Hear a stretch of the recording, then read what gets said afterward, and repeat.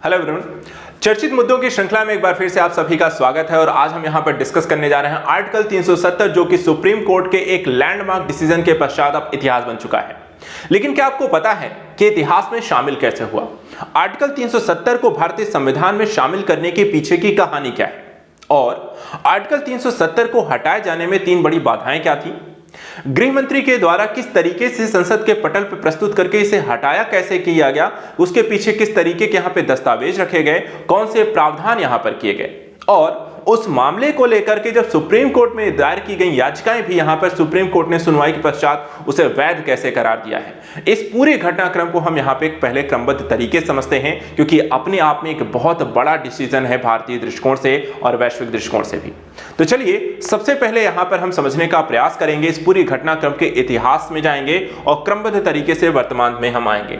इतिहास में लेकर देखें कि आर्टिकल 370 को भारतीय संविधान में शामिल कैसे किया गया। तो यहां पे आप देखें,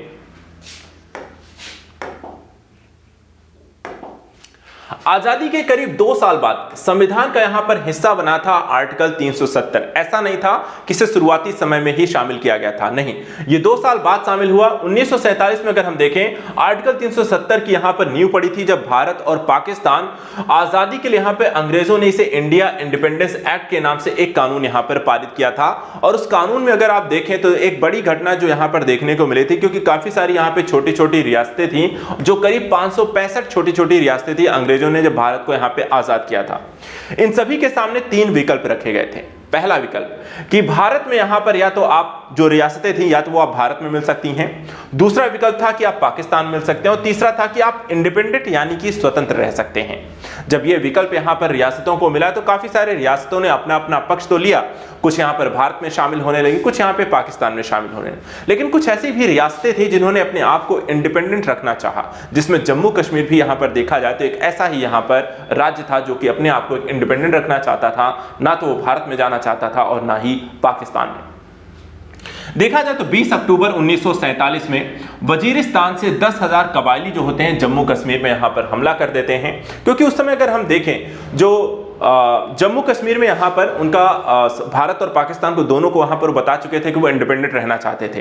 पाकिस्तान ने अपने आप को यहां पर कहा कि ठीक है, आप यहां पे इंडिपेंडेंट रहिए, हमें यहां पे मंजूर है। जो उस समय मोहम्मद अली जिन्ना वहां पे आपको देखा जाए तो उसकी प्रशासन यहां पे संभाल रहे थे पाकिस्तान का। लेकिन भारत ने समय मांगा था, वो चाहते थे कि एक बार इस पर चर्चा की जाए कि क्या अन्य विकल्प हो सकते हैं, कैसे इसे आगे बढ़ाया जा सकता है। लेकिन वहां पर जम्मू कश्मीर यहां पर इस मुद्दे को लेकर पूरी तरीके से अडिग था, वो बातचीत नहीं करना चाह रहा था। लेकिन उसी दौरान यहां पर देखें तो एक घटना शुरू होती है, और वहां पर उस घटना के पीछे हम देखें तो पाकिस्तान की तरफ से 10,000 कबायली जो हैं वो आपको कश्मीर यहां पे भेज दिए जाते हैं। ये कबायली जो होते हैं श्रीनगर तक पहुंचते हैं, और 26 अक्टूबर को राजा ने यहां पे जल्दबाजी में एक विलय पत्र पर हस्ताक्षर कर दिया गया कि जम्मू कश्मीर जो है भारत में यहां पर शामिल हो जाएगा।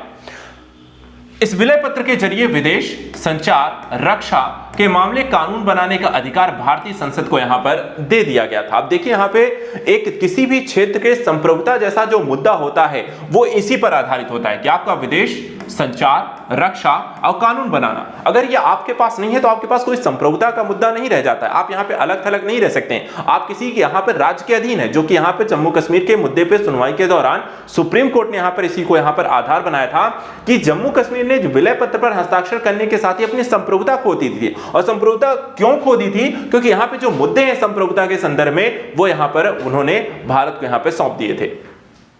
17 अक्टूबर 1949 को आर्टिकल 370 में अगर हम देखें तो भारतीय संविधान का यहां पर हिस्सा बना। अब देखिए यहां पे भारत आजाद 1947 में हो गया था, ठीक है, और 17 अक्टूबर 1949 के आर्टिकल में यहां पर देखा जाए तो 370 को संविधान का हिस्सा बना दिया गया, और जम्मू कश्मीर को विशेष राज्य का यहां पर दर्जा देने की बात यहां पर की गई थी। आगे अगर हम यहां पे देखें, 1951 में जम्मू कश्मीर से जुड़े मामलों में कानून बनाने के लिए संविधान सभा बनी। जनवरी 1957 में अपना संविधान लागू होते ही संविधान सभा यहां पर भंग हो गई।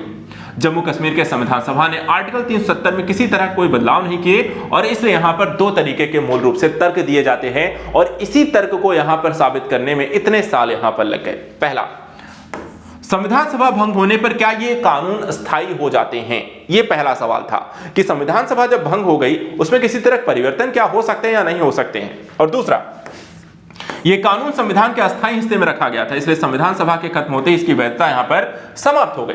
ये दोनों मुद्दों पर सवाल उठे, इसी दोनों मुद्दों पर चर्चा उठी, इसी दोनों मुद्दों पर यहां पर देखा जाए 3 सालों से कोई जो निर्णय नहीं लिए गए उसी को आधार बना के ये निर्णय यहां पर आगे बढ़े। सुप्रीम कोर्ट में मामला यहां पर पहुंचा और ये इतिहास के पन्नों में रखी गई कुछ ऐसी बातें थी जो अपने आप में अस्थायी होते हुए भी अस्थायी हो चुकी थी। अब इसी घटना को अगर हम देखें, जो वर्तमान घटनाक्रम पे आते हैं, विवाद का जो बैकग्राउंड यहां पर उठता है वहां पर नजर डालते हैं।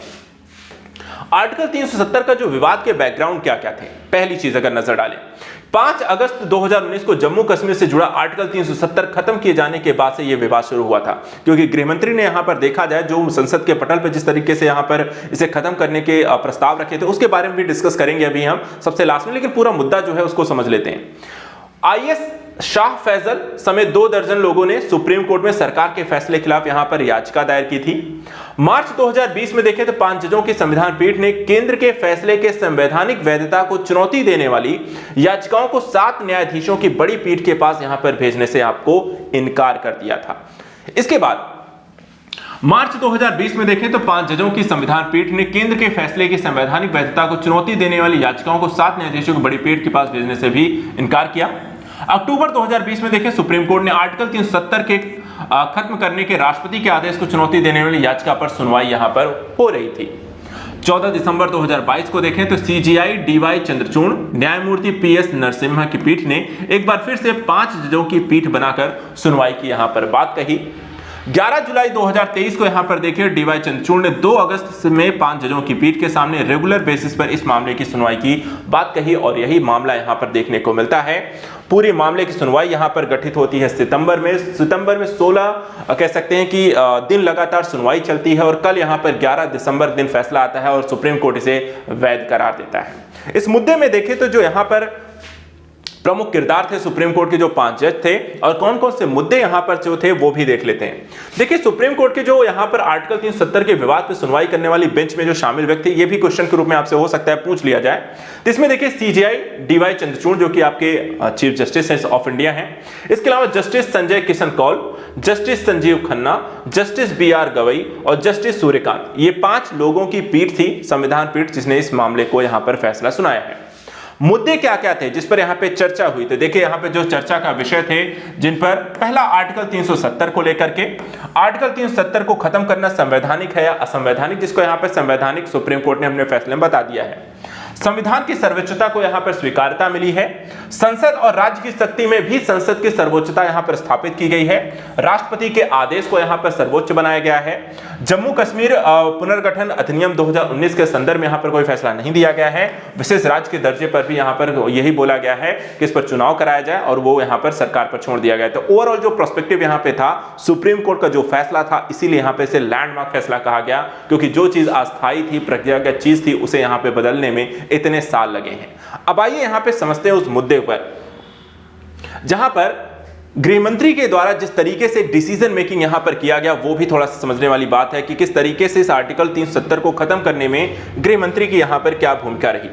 आप यहां पर अगर आप नजर डालें तो यहां पर 3 कदम जो उठाए गए थे। पहला, आर्टिकल 370 में संविधान सभा की जगह यहां पर विधानसभा शब्द को शामिल किया गया था। यह पहली बहुत ही इंपॉर्टेंट फैक्ट थी जो इन्होंने शामिल की है। 5 अगस्त 2019 को देखें तो राष्ट्रपति रामनाथ कोविंद के एक प्रेसिडेंशियल ऑर्डर CO 272 यहां पर जारी किया गया। इसके जरिए केंद्र सरकार ने संविधान के अनुच्छेद 367 में बदलाव किया। अनुच्छेद 367 में संविधान को पढ़ने यानी उसमें शामिल शब्दों की यहां पर मूल रूप से व्याख्या की गई है। यह बदलाव ऐसा था कि अनुच्छेद 370(3) में शामिल शब्द संविधान सभा की जगह विधानसभा शब्द यहां पर शामिल किया गया। तो पहली चीज जो संविधान सभा की प्रक्रियागत चीज थी, जो कि एक कह रहे थे कि संविधान सभा भंग हो गई तो क्या वहां पे परिवर्तन हो सकता नहीं हो सकता है, तो यहां पे उसे विधानसभा डाल दिया गया। और विधानसभा जो होती है वो यहां पर 5 साल में चुनकर आती है और विधानसभा यदि भंग हो जाती है तो ऐसी स्थिति में संसद जो है आपका वो यहां पर डिसीजन मेकिंग कर सकती है, उसमें परिवर्तन ला सकती है किसी भी कानून प्रक्रियागत चीजों को। और यही एक बड़ा यहां पर एक लैंडमार्क डिसीजन, एक तरीके बहुत ही सोच विचार के यहां पर एक फैसला लाया गया था। और इसमें यहां पर देखिए अब जम्मू कश्मीर का जो भारत का एक अकेला ऐसा राज्य था जिसका अपना अलग संविधान था, उसे लिखने वाली संविधान सभा थी। भारत में विलय के पश्चात शुरुआती सालों में देखें तो अनुच्छेद 370 में कोई भी बदलाव राज्य की संविधान सभा की सलाह पर ही हो सकता था। तो एक प्रक्रियागत चीजों में जो एक अड़चन थी उसे समाप्त करने के लिए लाया गया यहां पर जो एक शाब्दिक प्रक्रिया थी उसमें यहां पर बड़ा परिवर्तन किया गया। कुछ सालों के बाद अगर हम देखें संविधान सभा में शामिल सभी सदस्य जो थे वो दुनिया में नहीं रहे। ऐसे में अनुच्छेद 370 में बदलाव एक कानूनी पेच यहां पर बना हुआ था। अब जबकि राष्ट्रपति इस आदेश के जरिए संविधान सभा की यह शक्ति जम्मू कश्मीर की विधानसभा को दे दी गई, तो विधानसभा की देखा जाए जब भी शक्ति विधानसभा के पास आती है, भंग होती है, तो यहां पर ध्यान रखिए राष्ट्रपति के आदेश के जरिए केंद्र सरकार यह बदलाव अनुच्छेद 370(1) में दी गई शक्तियों के दम पर ही वो करने में सक्षम हुई। तो पहला एक बहुत इंपॉर्टेंट कदम जो बहुत सोचा समझा यहां पर एक प्रक्रियागत चीज परिवर्तन लेकर आया गया। दूसरा जो कदम यहां पर उठाया गया था वो विधानसभा भंग थी, और विधानसभा जब भंग थी तो संसद में आप चीजें लेकर आ सकते हैं, और वही काम यहां पर गृह मंत्री के द्वारा किया गया कि संविधान सभा का कानूनी पेच निकल चुका था। कुछ घंटे बाद केंद्रीय गृह मंत्री अमित शाह ने राज्यसभा में एक स्टैच्यूटरी रिजोल्यूशन यानी कि वैधानिक प्रस्ताव रखा। कुछ देर में राज्यसभा ने अनुच्छेद 370 के हटाने का यह प्रस्ताव पारित भी कर दिया।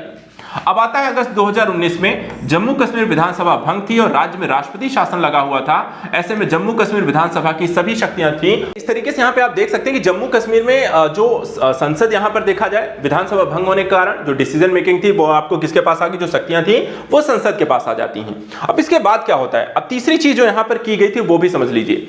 अब इसमें तीसरी चीज क्या की गई कि केंद्र सरकार ने 370 को हटाने के लिए पहले जम्मू कश्मीर की संविधान सभा की अनुमति पेश हटाया, फिर यहां पर जो प्रस्ताव था वो आपको संसद के पटल पर यहां पर रखा क्योंकि जम्मू कश्मीर की विधानसभा काम नहीं कर रही थी। 6 अगस्त 2019 को राष्ट्रपति रामनाथ कोविंद के CO 273 यहां पर जारी करके राज्यसभा के प्रस्ताव को लागू कर दिया गया। आखिरकार 370(1) का इस्तेमाल करके अनुच्छेद 370 को जम्मू कश्मीर से हटा दिया गया, यानी कि जम्मू कश्मीर का विशेष राज्य का दर्जा समाप्त हो गया और तकनीकी तौर पर देखा जाए 370(1) आज भी यहां पर आपको बरकरार है। अब आता है तीसरा जो कदम था कि जम्मू कश्मीर राज्य का यहां पर पुनर्गठन कर दिया गया, यानी कि अनुच्छेद 370 को हटाने का प्रस्ताव पारित हुआ और जम्मू कश्मीर राज्य अधिनियम पुनर्गठन अधिनियम 2019 को राज्यसभा में रखा गया। 9 अगस्त 2019 को संसद के दोनों सदनों में यहां पर देखा इसे पारित कर दिया गया और 2 केंद्र शासित प्रदेशों में यहां पर इसे परिवर्तित कर दिया गया। अब जम्मू कश्मीर राज्य विधानसभा को यहां पर बरकरार रखा गया है, वहीं लद्दाख को पूरी तरीके से केंद्र शासित प्रदेश में आपको परिवर्तित कर दिया गया है। और सुप्रीम कोर्ट ने यहां पर यही कहा है कि विधानसभा अगर जम्मू कश्मीर में है तो वहां पर आप 2024 तक यहां पर चुनाव कराइए। तो ये पूरा एक मुद्दा था जिसको लेकर के यहां पर आर्टिकल 370 इतना चर्चा का विषय बना है और सुप्रीम कोर्ट का जो डिसीजन है इतना बड़ा लैंडमार्क डिसीजन यहां पर कहा जा रहा है, उसके पीछे कहीं ना कहीं 2019 में जिस तरीके से 3 प्रक्रियाएं अपनाई गई वो अपने आप में एक लैंडमार्क प्रक्रियाएं थी। तो आज के लिए फिलहाल इतना ही। नेक्स्ट वीडियो में कुछ और इंपॉर्टेंट चीजों को लेकर हम डिस्कस करते रहेंगे। Thank you so much and good luck.